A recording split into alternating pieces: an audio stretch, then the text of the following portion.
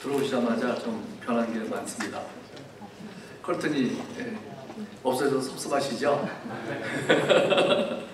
네, 커튼이 12년 반 정도 이렇게 있었는데 대부분 분들은 커튼이 없어진 거 좋아하시는 것 같아요. 좀 오래 있어가지고 좀 지루해서 저도 그랬어요, 사실은. 내리기만 해도 훨씬 낫다 그렇게 생각하는 분들이 많습니다. 저희는 일주일 동안 휴가를 갔다 왔는데요. 애틀랜타 조지아에 가서 우리 진정호 목사님하고 NIM 장로교에 있을 때 한 1년 동안 같이 있던 분을 20년 정도 만에 만났어요. 20년 전에 우리 옛날 집에 살 때 방문 오셨었는데 그때 우리 하룻밤 주무시고 가셨다가 처음 만난 20년이라는 세월이 얼마나 긴지 가서 모습은 정말 별로 변하지 않았는데 늙기는 늙었어요 다. 우리 모두가 20년이면 많이 변하죠. 또 그 목사님 고생도 많으셨고 그런 얘기 쭉 하면서 우리 NIM교에 있었던 분들도 얘기 좀 하면서 좋은 시간을 보냈고 그리고 우리 처형네 집에 가서 한 2-3일 있다 보니까 이렇게 할 게 없어가지고 빨리 떠났습니다. 남의 집에 가서 오래 목적 없이 있는 것도 그렇죠. 피해만 끼칠 수가 있어서 계획을 잘 못했어요. 우리 그럴 때가 많지만 그래서 이제 그 록 가든 시티에 채태누가 테네시에 거기 들려서 한 이틀 정도 이렇게 구경을 했는데 동물도 보고 산에 바위 이런 거 동물 안에 폭포수가 있고 이런 것들을 보아서 아주 좋았습니다. 날씨가 굉장히 더울 것으로 우리 기대하고 갔는데 시원했어요. 여기 시원하고 좋은데 왜 우리가 이렇게 더운 곳으로 가나 처음에 갈 때 그랬는데 다행히 시원해서 아주 좋았습니다. 또 오기 전에 우리 아들네 집에 들려서 하룻밤 자고 손녀들 같이 놀다가 이제 왔습니다. 우리 이번 달에는 히브리서를 주로 공부하게 됐죠. 그래서 와가지고 히브리서 11장을 이렇게 쭉 좀 몇 번 보게 됐는데 오늘 말씀 보면서 우리 삶의 목적과 우리 하나님을 삶의 목적 어떻게 하면 하나님을 기쁘시게 해드릴까 하는 제목으로 생각해 보고자 합니다. 우리 모든 일에는 목적이 있어야 되겠죠? 골이 있어야 됩니다. 요새 여자들 월드컵 사커를 하죠. 그래서 우리 유튜브에 보면 이제 서머리가 하이라이트만 저는 조금씩 보는데 참 재밌어요. 여자들이 남자보다는 좀 아무래도 약하겠지만은 아주 잘하고 재미있고 그런데 그 축구의 게임에는 목적이 무엇인가 하면 골이에요. 그죠? 골 집어넣는 게 그게 목적입니다. 그래서 그 운동선수들을 보면은 어떻습니까? 그들은 아주 포커스가 돼 있죠. 뭐 이렇게 한눈 팔거나 갈 때 뭐 걸어다닐 때 뭐 위로 빈둥빈둥거리 이런 거 없죠. 운동선수들은 훈련이 안 된 사람들은 그렇습니다. 앞만 딱 보고 그 목적을 향해서 목적은 골이라 그러는데 축구 선수들은 골이 목적이에요. 이제 골을 집어넣는 것이 우리 사람의 우리 하는 모든 일에도 목적이 있어야 합니다. 목적이 없으면은 우리가 성공도 못하고 또 목적이 없으면 실패도 못하죠. 목적이 없는데 골이 없는데 실패할 것도 없고 성공할 것도 없습니다. 사람들을 볼 때 목적이 없는 사람은 어떻습니까? 걸어다닐 때도 그냥 왔다 갔다 어디로 가는지 모르고 여기 보면 갔다가 왔다 갔다 운전하는 사람들도 보면은 목적이 있는 사람은 자 이렇게 앞만 보고 보통 가죠. 목적이 없는 사람은 참 보기 좋지 않습니다. 그래서 목적이 정확하지 않으면 또 갈등이 많고 피곤하고 그런 것 같습니다. 제가 전에도 말씀드렸지만 우리 한국 사람들에게는 제가 제 경험을 보니까 더 그런데 초등학교 1학년부터 대학교까지는 당연히 대학교까지 가는 걸로 생각하죠 보통. 그래서 전공을 정하는 거 이런 건 있지만은 목적이 분명해서 이렇게 방황하는 사람들이 별로 없어요. 그러나 대학교를 졸업한 다음부터 좀 갈등이 생기고 또 방황하는 경우도 많이 있고 그렇습니다. 생깁니다. 좀 피곤하고 스트레스가 생기죠. 왜 그런가 하면은 그때부터는 중요한 인생의 목적을 정해야 되는 때이기 때문에 대학원을 갈 것인가 또 어떤 전문 학교를 갈 것인가, 뭐 또 일할 것인가, 결혼은 언제 할 것인가. 대학교 졸업할 때쯤 되면은 사실은 좀 번잡해요. 여러분들도 많이 그러실 거예요 아마. 우리가 인생을 살 때는 분명한 목적이 있어야 합니다. 여러분은 목적이 무엇인지. 우리 말씀드린 것처럼 이번에 갔다 오면서 우리 첫째 아들 집에 들려서 하룻밤을 잤는데 그 저녁에 우리 손녀들이 이제 조금 컸는데요. 그 부엌에 이렇게 아이패드가 있는데 뭐라 하냐면 Hey Google 하면서 물어보는 거예요, 뭐를. 그래서 이제 이거 얘네들 이걸 다 하네. 컴퓨터 전혀 모르는 애들이. 그래서 나는 이게 그렇게 힘든 줄 알았는데 해보니까 쉽더라고요. Hey Google 하면서 물어보잖아요. 뭐 날씨 뭐 이런 거 정치에 대해서 뭐 이런 거 다 물어보면 다 답이 나와요. 참 잘 돼 있어요. 그래서 저는 이걸 보면서 제가 궁금해서 제가 물어봤겠습니까? Hey Google, what is the purpose of life? 물어봤어요. What is the purpose of my life? 그러니까는 뭐라 그러냐면요, 영어로예요. 우리의 삶의 목적은 행복이 아니고 쓸모 있는 사람이 되는 것이고 긍휼을 베풀 줄 알고 다른 사람에게 좋은 영향을 주는 것이다. 그랬어요. 그래서 그들이 그 말이 누가 한 말일까? 좀 알아봤어요.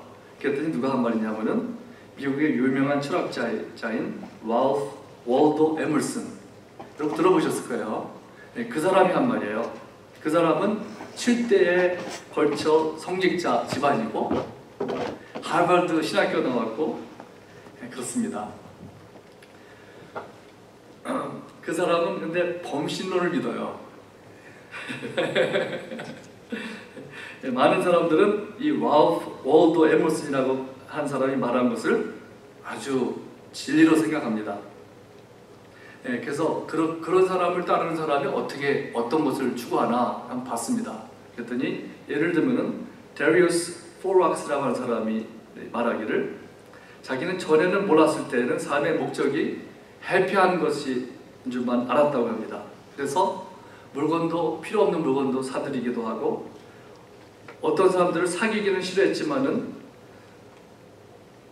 사귀는 일은 하기 싫었지만 사귀기도 하고 직장 일은 좋아하지 않았지만 어떤 직장을 얻어서 일을 했고 행복해지려고 휴가를 다 가보기도 해보고 했는데 진정한 행복은 없었다 그랬어요.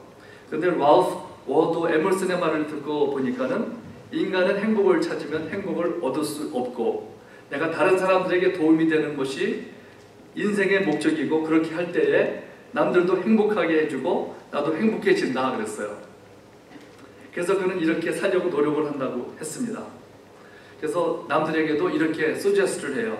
직장에서 내 윗사람에게 시키지는 않지만은 내가 일을 해주고 친구에게 전화를 해서 너 요새 무슨 도움이 필요하냐 도와주기도 하고 임신한 여자가 수조를 끌고 가는 걸 볼 때 가서 도와주고 우리 어머니에게 스파를 모시고 다니고 그러면 어떻겠느냐. 작은 일이라도 남에게 필요한 사람이 되면 나의 삶이 의미 있는 삶이라는 것이다 이렇게 말했습니다. 그래서 그가 가장 싫어하는 삶은 내가 세상에 아무런 흔적이 없다면 얼마나 허무하겠느냐 그랬어요. 그래서 월도 에머슨의 생각을 가진 사람들의 인생의 철학은 바로 다른 사람들에게나 사회에 조금이라도 좋은 일을 해서 도움이 되고 나의 흔적을 남기고자 하는 것입니다. 여러분들 어떻게 생각하세요? 내가 좀 혼동스럽지 않은지 모르겠어요. 좀 잘 들으신 분들은 아마 혼동이 될 수 있겠어요. 구글에서 코트한 이 참 월도 에머슨이라고 한 사람은 목사였다고 하지만은 그는 이렇게 조사해 보면은 유니테리언은 처음에는 교회에서 시작했지만 그들은 예수님의 신성을 부인합니다. 그러므로 그들은 말하기를 예수님은 위대하고 가장 훌륭하고 뛰어난 인물이지만 초자연적인 인물이기도 하지만은 신이라고 볼 수는 없다 그랬습니다. 그들은 종교다원주의를 믿는 사람들입니다. 그래서 그들은 지옥은 없고 결국에는 모든 인류가 구원을 받을 것을 믿는 사람들입니다. 네, 그래서 바로 이 사람은 인간적으로 매우 똑똑한 사람이고 생각도 깊은 사람입니다. 그러나 한 가지 빠진 것이 있습니다.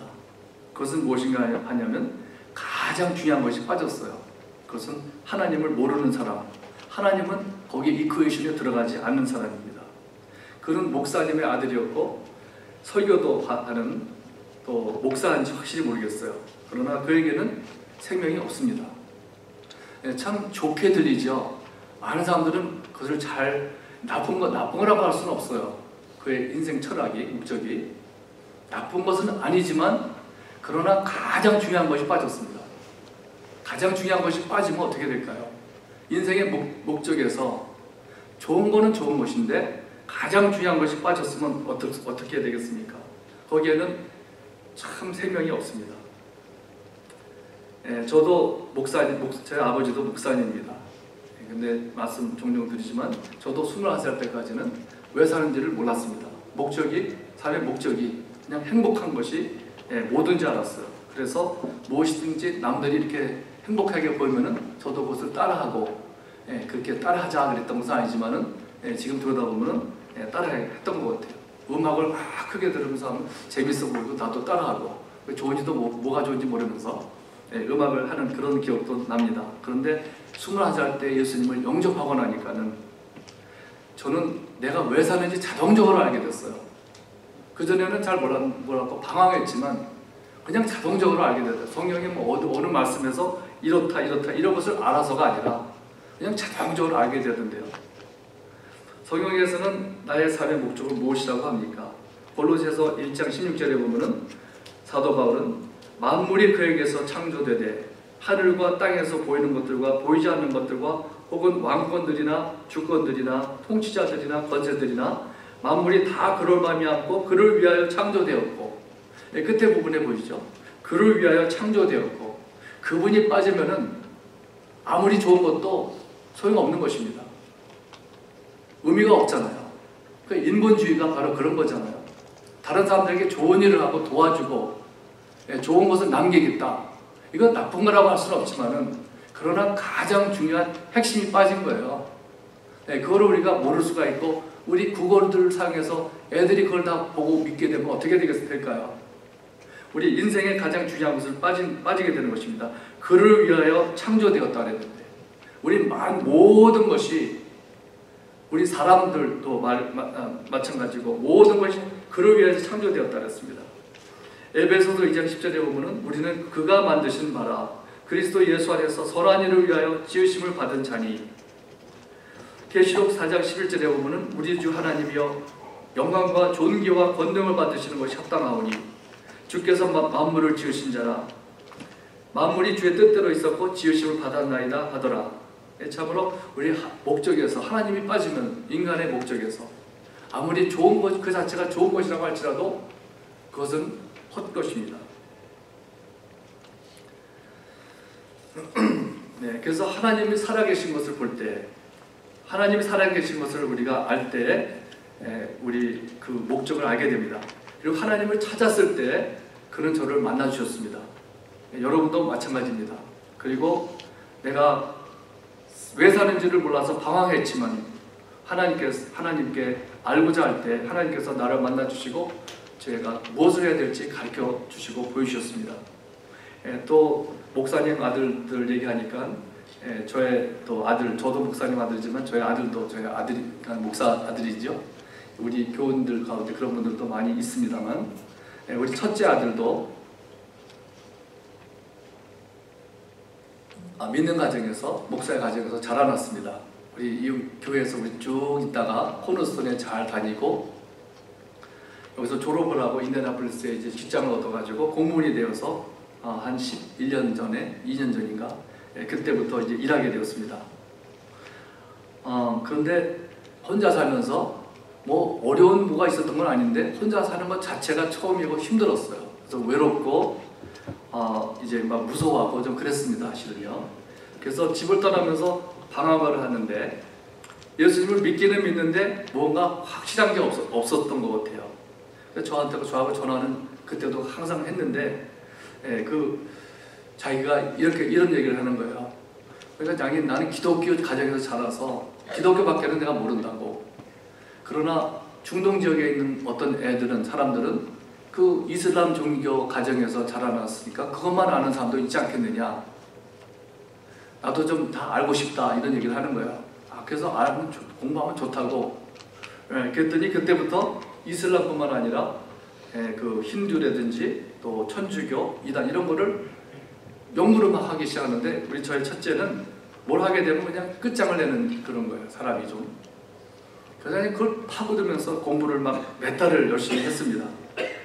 그러더니 결론을 내렸어요, 나중에. 그러더니 아빠, 다른 종교는 비교가 안 되네요. 이게 비교가 전혀 안 된다는 거예요. 자기는 기독교가 옳은 것인 줄 진짜 알았다고. 그래서 결론을 내렸습니다.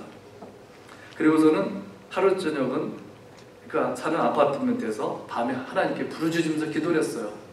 기도를 했을 때 저도 오래된 일이기 때문에 좀 잊어버렸지만은 하나님께서 찾아오시고 그를 만나주시고 눈물을 흘리면서 회개하고 기쁨과 평안함이 그게 찾아와서 그때부터 삶의 목적이 확 변했어요.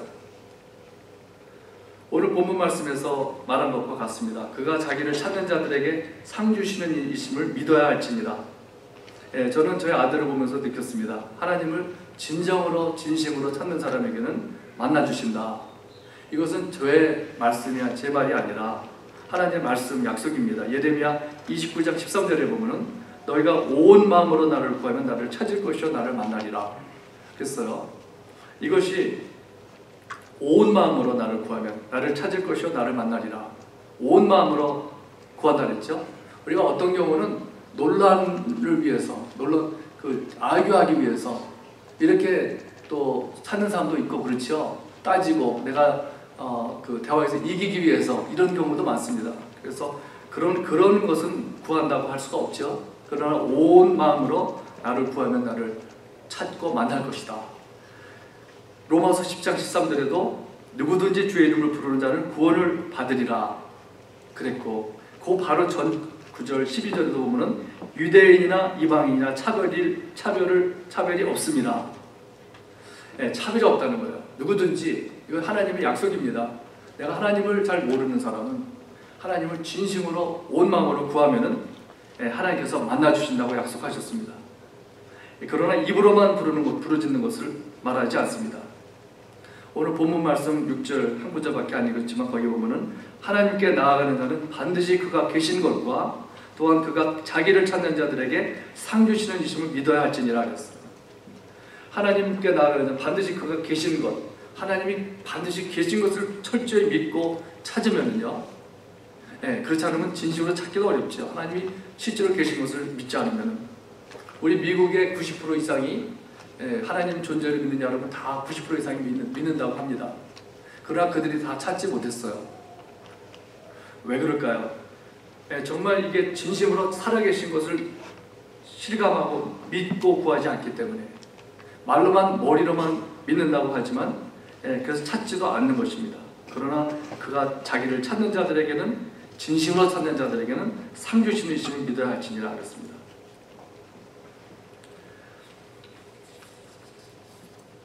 그래서 저는 하나님을 알게 됐을 때 말씀드린 것처럼 저의 삶의 목적이 정해졌습니다. 구체적으로 정해진 것은 아니었지만은 그러나 그냥 자동적으로 알았어요. 누가 말 안 해줘도 전에 들은 게 있어서 그런지는 모르겠지만 너무 자동적으로 알게 되었습니다. 그것은 뭐냐면은 하나님을 기쁘시게 되는 것입니다. 하나님께 영광을 돌리는 것. 이런 말은 이게 잘 안 들어오죠? 그러나 자동적으로 알게 됩니다. 제 생각으로는 하나님을 아는 사람에게는, 예수님을 아는 사람은 그건 기본적으로 같지 않나 생각이 듭니다. 그러나 하나님을 모르는 사람은 아무리 랄프 워드 에머슨 같이 공부를 많이 하고 유명한 철학자라고 해도 그러한 사람의 삶의 목적은 너무나 인간적이고 인본주의적인 것이고 그건 너무나 한계가 있습니다. 그런 하나님의 자녀가 된 사람은 삶이 변한 사람입니다. 전에는 나를 자신을 위해서 살았지만 이제는 내 안에 계신 그리스도를 위해 사는 사람으로 변한 사람입니다.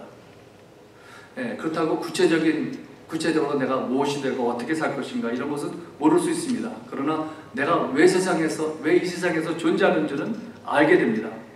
큰 목적이 분명히 된 것입니다. 나를 창조하시고 나를 구원해주신 하나님을 기쁘시게 해드리고 그분을 위해서 내가 산다 하는 것은 참 당연히 정해지는 것입니다. 나 자신을 위해 사는 사람은 모든 초점이 나에게 맞춰져 있습니다. 나의 행복, 나의 식구를 위해, 나의 명예, 나의 지위. 그러나 하나님을 위해 사는 사람은 말이나 행함에 있어서 하나님을 드러내고 하나님을 자랑하고 하나님을 높이기를 원하는 사람입니다. 나를 자랑하지 않습니다. 내가 가진 것이나 나의 지위를 자랑하지 않습니다. 내가 행한 것을 자랑하지도 않습니다. 언제나 말로나 행동으로 주님을 드러내는데 우리가 목적이 있는 것입니다.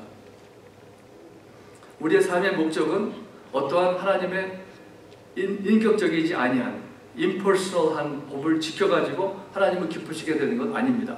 하나님께서 이렇게 하라 그랬으니까 하고 그것만 따라서 기쁘게 해드리는 것이 아니고 우리의 삶의 목적은 살아계신 하나님의 마음을 기쁘시게 하는 데 있습니다. 그렇게 하려면은 우리가 하나님이 무엇을 기뻐하시는지, 무엇을 싫어하시는지, 무엇을 증오하시는지 우리는 알아야만 할 수가 있습니다. 근데 오늘 본문 말씀을 보면은 하나님을 기쁘시게 해드리는데 없어서는 안 될 것, 절대적인 것이 하나 있다고 그랬습니다. 그것은 6절 말씀, 믿음이 없이는 하나님을 기쁘시게 하지 못하나니 그랬죠.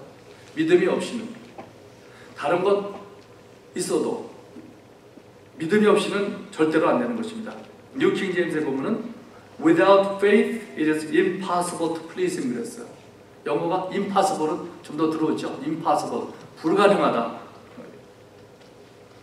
믿음이 없이는 하나님을 기쁘시게 되는 것이 불가능하다는 것입니다. 왜 이렇게 믿음이 중요할까요? 여러 가지가 생각해 볼 수가 있겠습니다만 우리 인간 관계에서도 신뢰가 없으면 거기에는 참 사랑이 있을 수가 없습니다.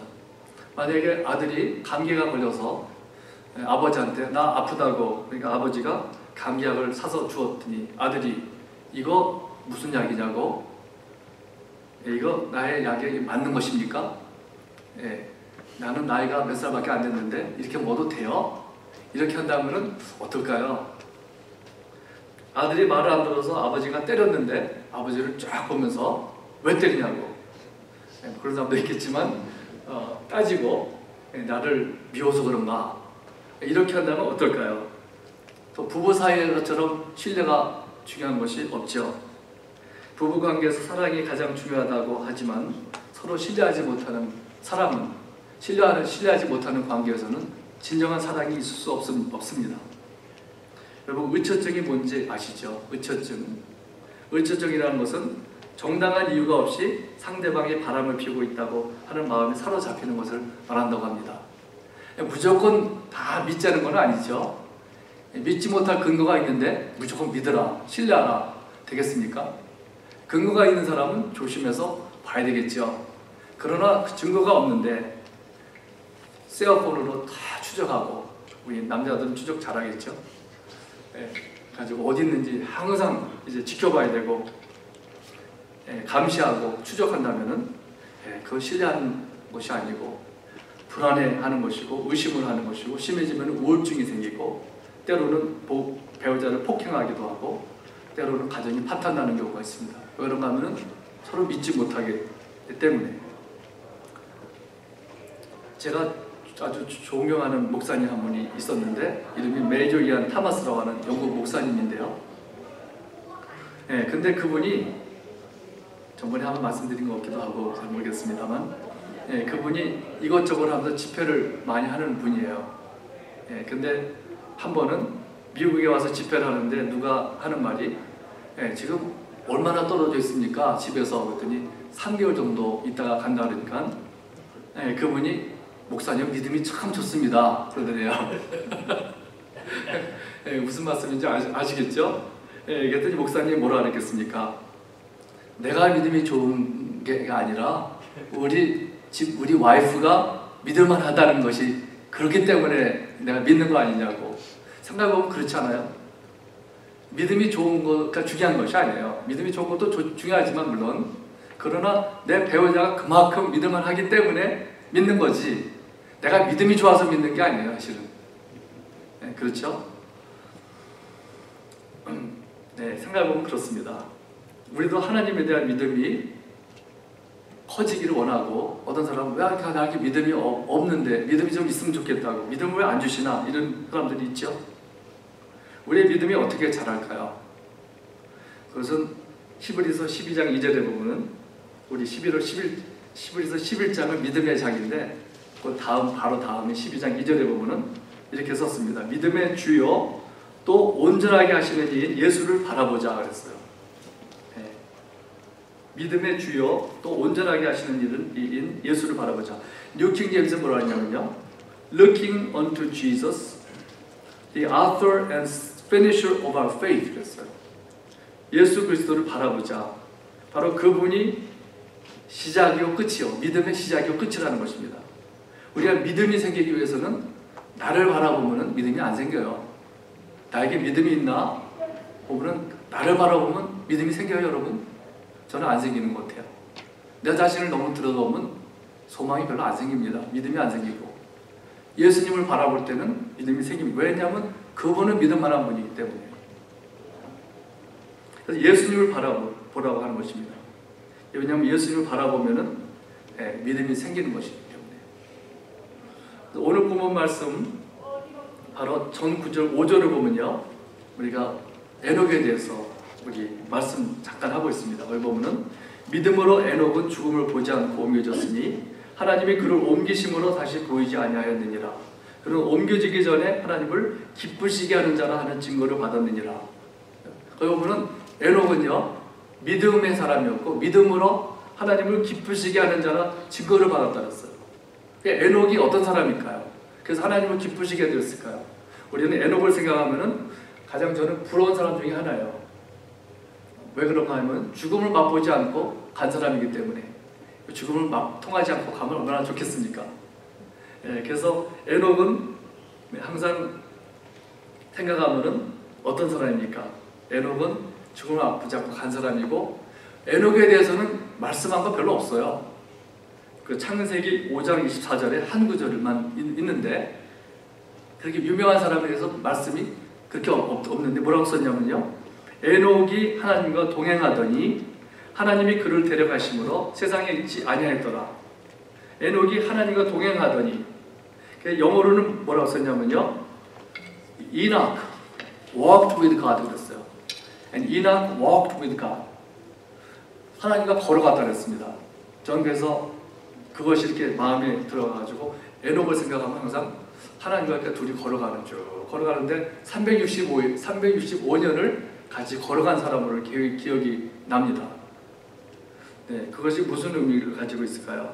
에녹은 무슨 일을 많이 했다는 말은 없어요. 혹시 뭐 좋은 일도 했겠죠.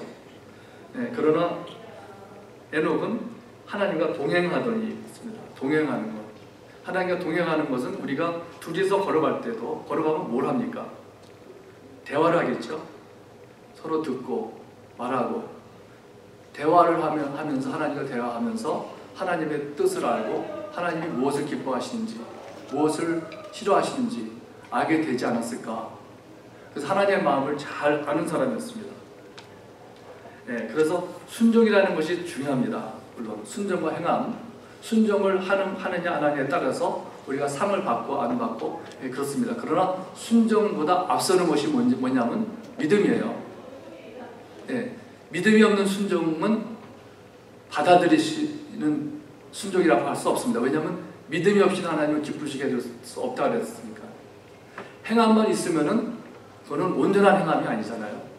그러니까 믿음이 있어서 순종하게 하고 행하게 할 때 그 행함이 온전히 받아들이시는 그런 행함인 것입니다. 네, 그래서 에녹이 하나님을 기쁘시게 해드렸던 것은 그 믿음 때문이었고, 그가 믿음이 있었던 것은 바로 늘 하나님과 동행했기 때문이었습니다. 늘 하나님과 함께 걸었기 때문에 하나님을 잘 알았고, 그래서 그는 하나님의 마음을 알고 하나님을 기쁘시게 해줬던 사람이었습니다. 나도 믿음이 있으면 좋겠는데 왜 믿음이 없습니까? 어떻게 알 수가 믿음이 생깁니까? 나를 바라보면 믿음이 안 생깁니다. 우리 하나님을, 예수 그리스도를 볼 때 믿음이 생기는 것입니다. 우리 다 같이 기도하겠습니다.